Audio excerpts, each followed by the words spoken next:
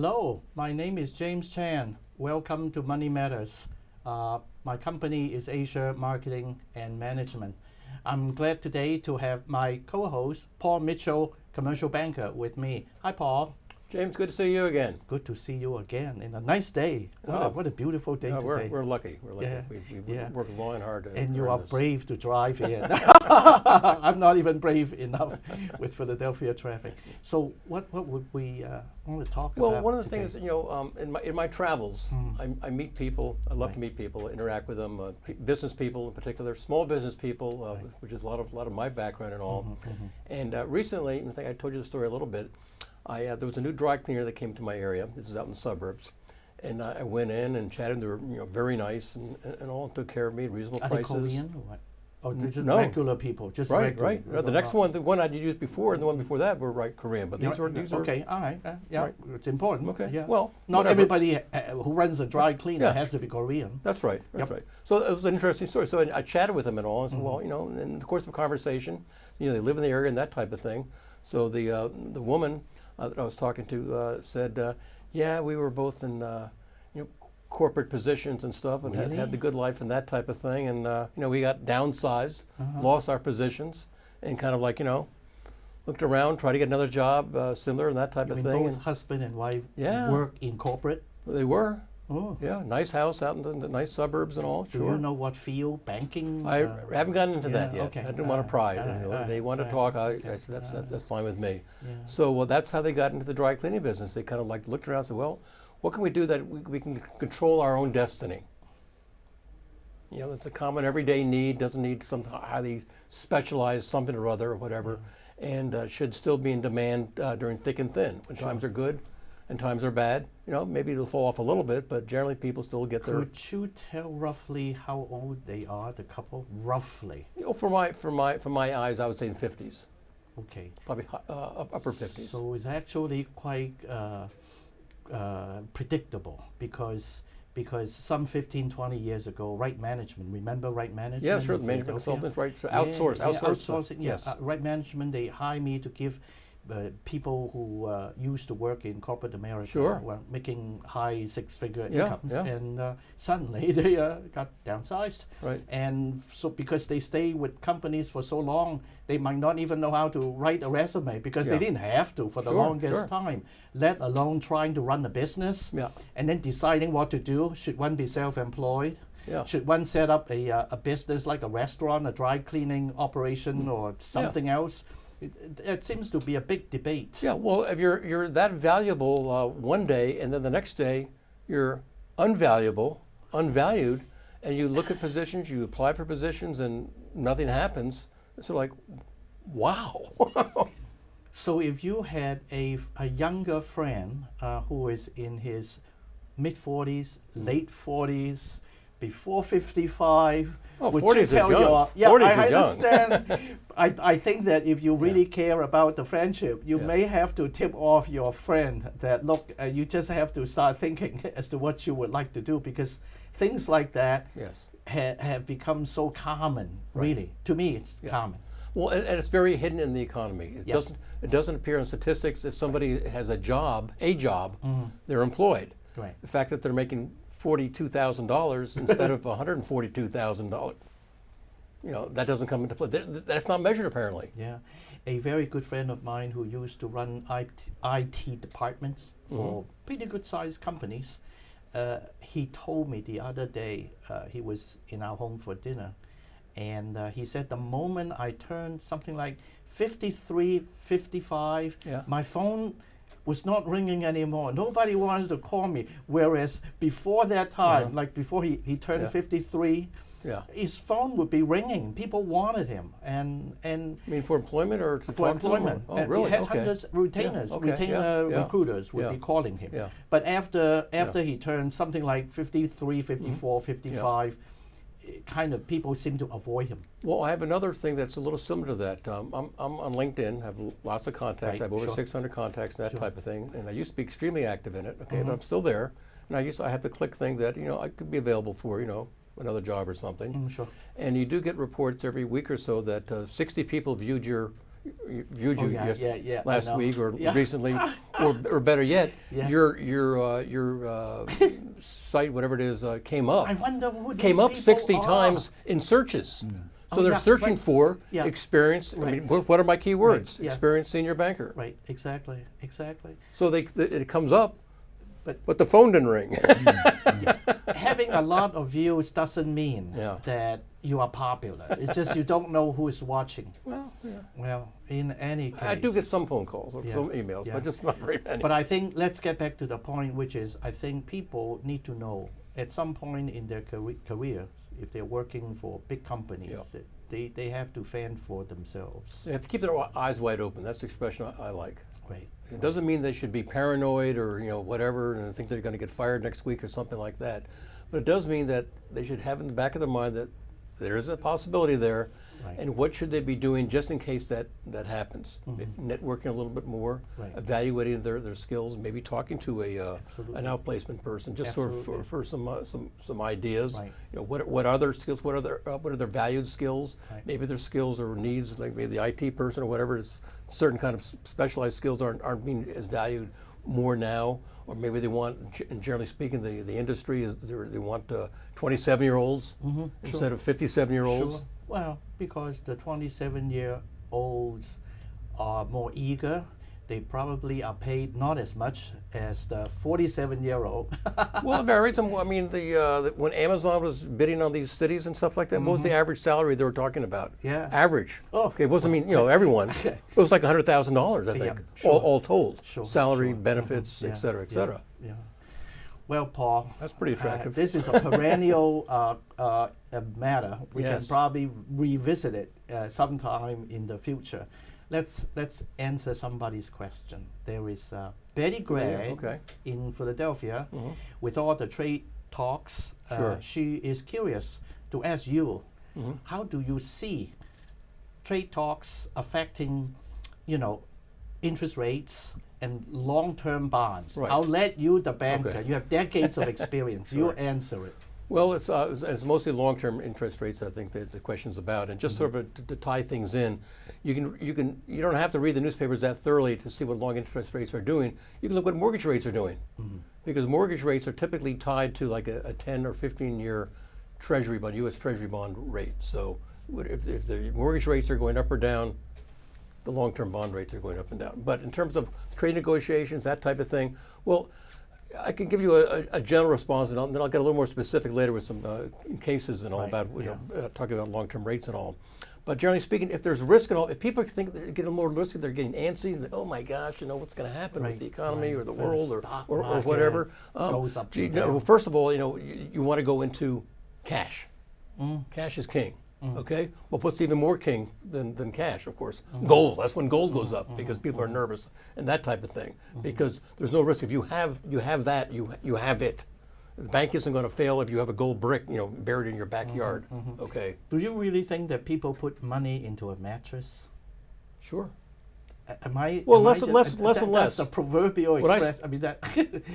When I started in banking 30 years ago or Right. 35 Yeah. years ago, we still had old ladies that had $100,000 in their non-interest bearing checking account. Yeah. Because the formal name of that account is a demand deposit account. The old savings passbook, even in the early 1970s, said in the beginning of it, the bank reserves the right to demand you to give 30-day notice you want to withdraw your money. I see. Demand deposit means, here's my demand, here's my check, I get the money now. Yeah. Yeah. That's a kind of a mattress. Right. But going back to the interest rates, right, the interest so rate. uncertainty is going to cause things to go in a certain direction. And this is a very generalized statement. Well, so there's trade talks. Well, does that mean that somebody thinks or knows what's going to happen next week, and that thing is going to last for the next 15 years? That's impossible. Okay, sure. So if there's uncertainty, rates will probably go up a little bit, but in terms of going up a lot, that's tough. More perspective. 35 years ago when I got my first mortgage, I got a good rate, 7.25%. Yeah, that That's was almost good. double what recent mortgage rates have been. Double. That was a good rate 35 years ago. So look at things in context. If rates go up 2 points, should you be worried? Is the house fall, the sky falling? Absolutely not. Okay, number one. But let me go back to my little stories about people who thought they knew which way bond rates were going. There was a gentleman, I'll give the name, it's all public history, it's a little while ago, about 30 years ago. John Bunting was the CEO of First Pennsylvania Bank, the premier bank in Philadelphia. He was Mr. Banker's banker. He thought long-term interest rates were going to go higher. Okay. He bet a lot of the bank's portfolio investments on that knowledge. With confidence. With confidence.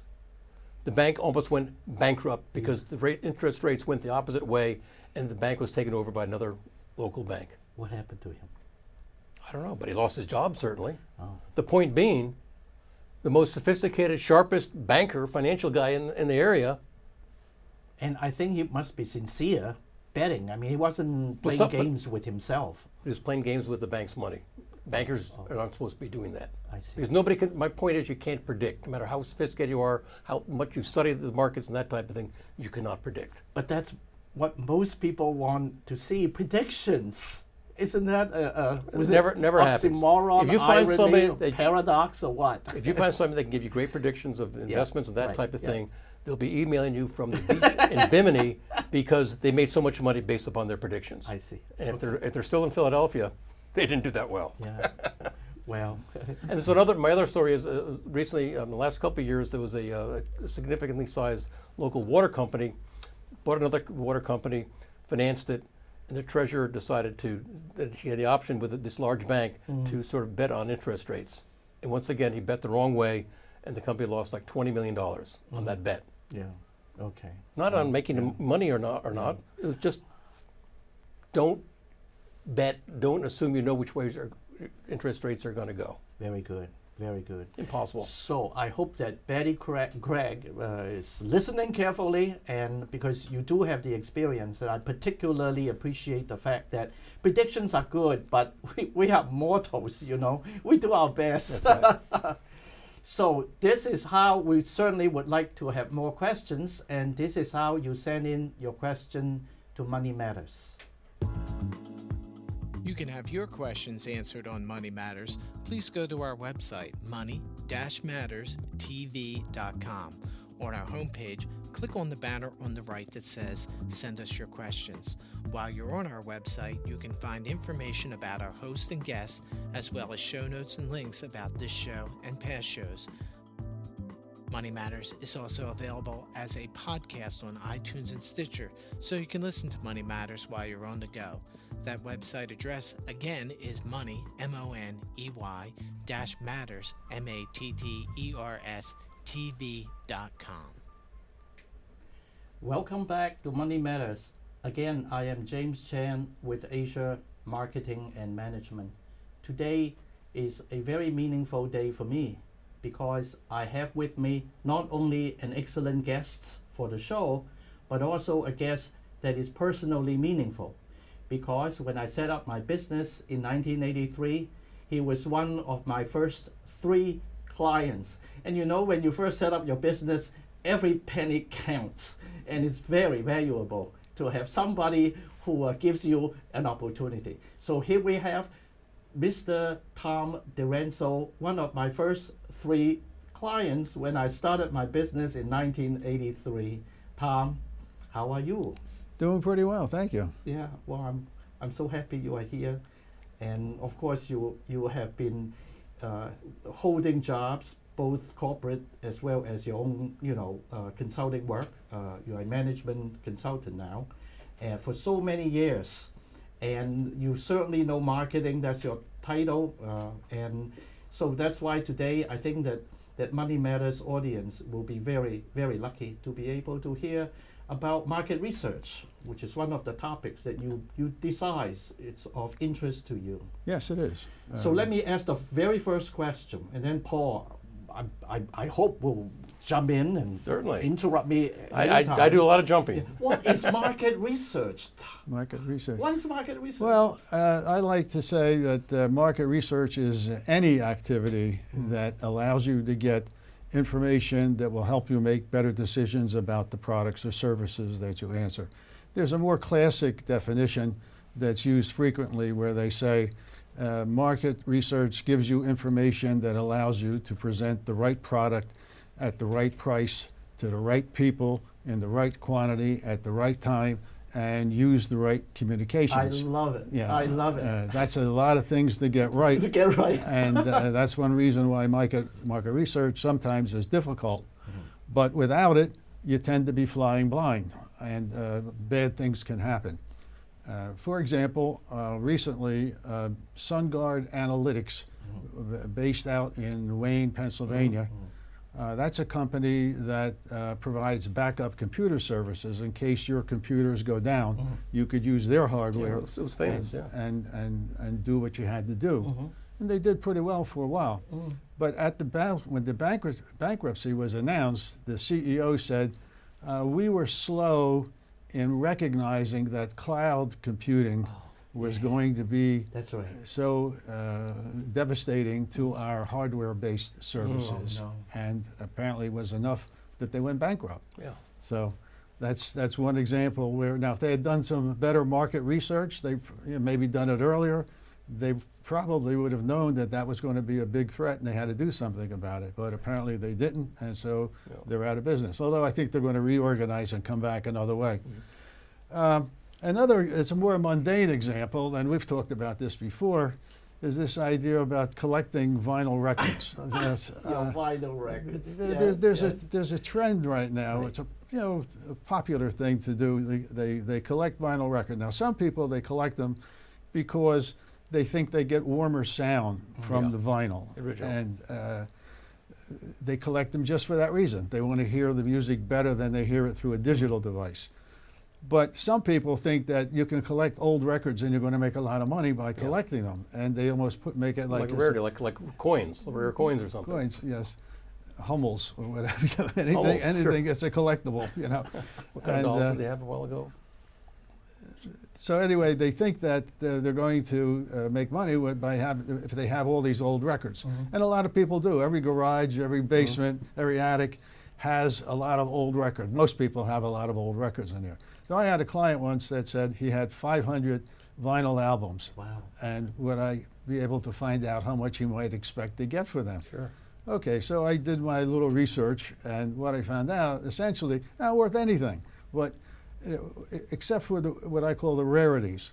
The rarities would be like if somebody who was not well known back then made a demo record, and then they went on to become really big, and then this demo record might be available because there's very few of them around, Okay, and another one might be just a thing like on the label of the record, there's a typographical error, and they only made a couple of hundred of them instead of thousands of them, and so that's a rarity, and that might be worth something. But basically, there's so many of the records that people have. They were so popular. They sold so many of them that there's a greater demand supply than there is demand, and so the value is not $1 million there. records sales. Yeah, there you go. And just to finish, basically, then when I had to tell my client that your records aren't worth anything, and you probably had to pay to get them out of his basement. So. How does one do market research? How does one do it? Well, it can do it almost any way you can think of. Anything that gives you information can be considered market research. You might not Like the book you wrote, How to Develop New Markets for the Information Industry, that you wrote there's a big some chapter, years ago. a big chapter in there about market research. Right. The book was reviewed by somebody who criticized me for having such a long chapter on market research, but I think it was very important. So. Well, how do you do it? Well, there's a million ways to do it, but I like to break it into two categories, and I'm not the only one that uses these categories. Right. One is you can have what's called primary research or secondary research. With the primary research, it means you're using your own data, you'll get your own data to do the research. You mean a company's internal? Yes. Internally collected the data. company I sold 10,000 shirts right. last month, and they're all blue and white color, made by Mitchell Apparel Company. You mine. Paul Mitchell. I like to use the term, you're mining your own data. Correct. Okay. And you may not have the data, and you could go out and create it, but it's your data. You did it.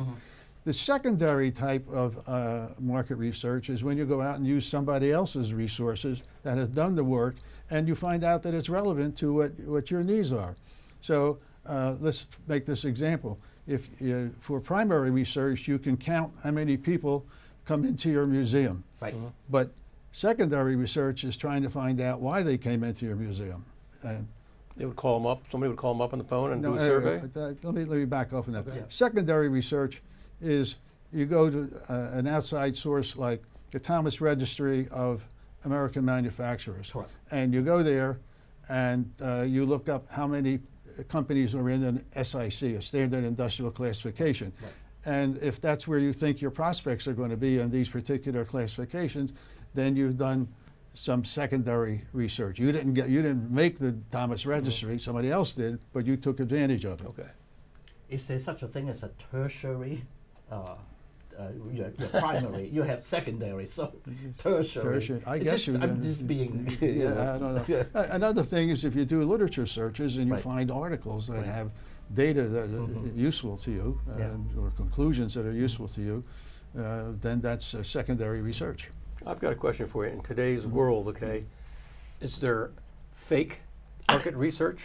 Oh, I love or this fake, or fake, question. or fake data? Yeah, and how does one know? Yeah, Yeah. well, actually, we're going to get to a part where we're talking about why does market research fail, and part of that is because the people who are doing the research fake the Whoa. answers to make sure that their objectives are accomplished, goodness. which may not be the objectives of the company. Can you have a personal? Sure. You don't have to No mention names, names but, and company. maybe an but industry I- or I something. can give Yeah. you an example. Yeah, It's not yeah. personal, although I almost bought the car. Ford. Ford Motor Company is famous for Mhm. failed Right. market research with their with their Etzel car. Yep. The the Etzel came Etzel, out in the yep. late 50s, Edsel early Ford, 60s. Mr. Edsel something like Ford, that. right. Yeah. The problem with that was that with very little input from the market, a bunch of engineers designed what they thought was going to be the best engineered car in the world. And the most attractive car. And they also then, once they got the design together, they went out and they made sure that the market research supported that that's what people wanted, that they Wow. But wanted. that's buying conclusion. Yes, it is. It is. But this what they Fake. they put the You're engineers. right. You're right. That's fake. That's real fake. That's Yeah, old- they that's put the decades engineers ago. in charge of the market research. So they're the ones that designed the car. They weren't going to come back and say nobody likes this car. They wound up coming The back client saying, is And the that's engineer. 1965? What year was that, roughly? Oh yeah. the 60s. That's terrible. yeah. Long So time well, ago. but that's what happens. That could happen. That's one of the Yeah. reasons why market research fails sometimes.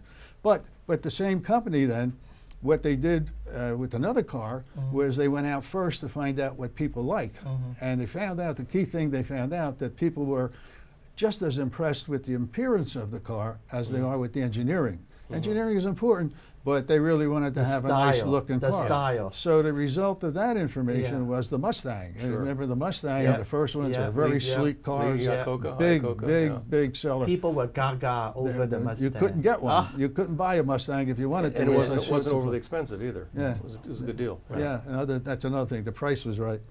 So that's one reason that you could call that fake market research. What they did with the yeah. Etzel. Yeah. Right. So, will market research be done only by big companies, people with deep pockets? No, Can no, small I don't- companies no, and I- nonprofit Not at all. afford no. market research? No, not at all. I mean, I guess there's this image about market research that you need to have a sophisticated computer model to run Yeah. things Yeah. through. Big data, But big that's data. not Big data, true. big data. But really, there's all kinds of ways to do market research. You can just stand outside your store and watch who goes in and how are they dressed or what do they say when they come in. So that's direct observation. Yeah. You can do a telephone call, like I did with some customers I'll talk about later. You can make a telephone call to your customers and find out what's on their mind, even if you don't have specific questions for them. You can do a survey. All you need is a piece of paper with some questions on it and a pencil, and you can do analytics. Get the analytics off of Facebook if you're advertising on Facebook, and you find out who's looking at your ads and stuff like that. So there's many simple ways, even if you're a one-person operation, to do market search. In other words, it doesn't require necessarily Necessarily, no. requiring No. sophisticated AI technology. yeah. In fact, high touch is sometimes as important. High touch meaning talking to people creatively, Yeah. you know, Yeah. wisely. Yeah. You may just get very critical market information. Absolutely. Tom, in your personal experience, what's an example of where your research resulted in a market success? Great idea. Great question. All right. I love it. Well, let's see. Success. Well, sometimes the success is just telling them not to do something. Yeah. Okay.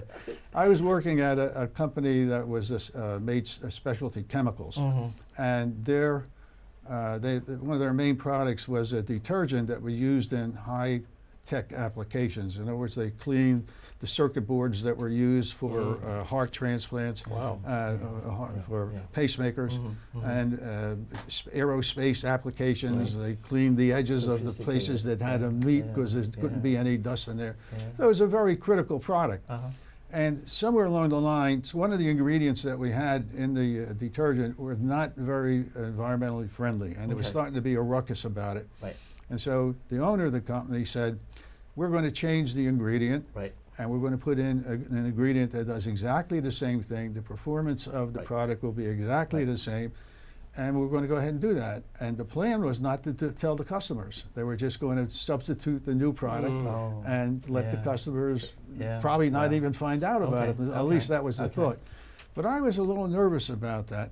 So I got on the phone and I called a couple of pharmaceutical companies who are our big customers. Right. And what I found out was that if we had gone ahead and done that, it was going to be a disaster. Right. Because what the pharmaceutical companies were doing with it, where they were cleaning the vats where they made the drugs. Right. And that procedure, and it used our cleaner, and that procedure using that cleaner had to be approved by the FDA. I know the And experience. you did well. not dare vary anything, even a single ingredient, or else they would not let you do you manufacture your drugs. And then even worse than that, if we had gone ahead and done it, and they couldn't clean the vats anymore, there was going to be at least a year where they developed a new procedure and got it approved, including the new ingredient. So they flew off the handle as soon as I started talking to them about it. And what we did when we got back and talked to the owner, and we decided to delay the introduction of the new product. We gave the customers plenty of notice, and they enable us to retain some customers. Great answer. Yeah, great story. Great story. I think this is really excellent advice. And in a way, what hits me is honesty is really the best policy. Get it out. Get it out. Just say it. It wasn't that he was trying to hide it. He just didn't think it was necessary. I know. Just switch it over today and we'll just send it out. And they're not going to notice it's the same thing. But there were ramifications. Let somebody else make that decision. Exactly. You don't make all the decisions for everybody Right. else. That's part of what you're saying. If we have enough viewers to demand more, I'm going to drag you back, Tom. But in the meantime, we're running out of time. Our next speaker is Ricky Hogue, and he's an MD, a physician, and company name Core Family Practice. Thank you for watching Money Matters.